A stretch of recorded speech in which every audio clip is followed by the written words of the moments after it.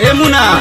आजकल मसुआल रहत रे साला फोनो नहीं के उठावत। ए यार का कहियो मलिया धोखा दे दे दिया ओकर जॉब फोन करतन मीटिंग में रहत ओकरा से प्यार करके बड़ा हम धोखा में पड़ गइल बनी। त का हो गइल यार दोस्त बानो मालूम धोखा देले बा का करी रे यार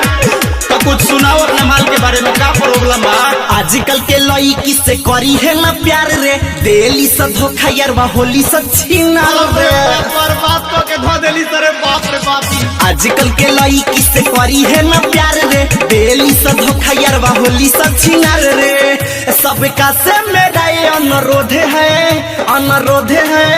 अनुरोध है माल माधर चोहता है लभर माधर चोहता है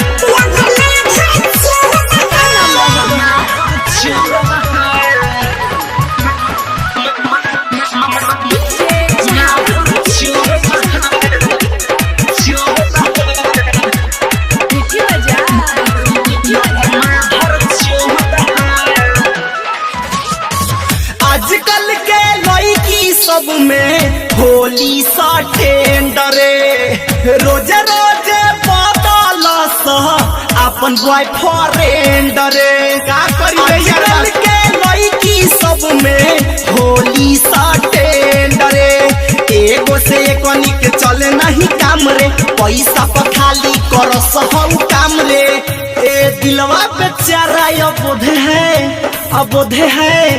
अबोध है माल माधर चोहत है लभर माधर चोहत है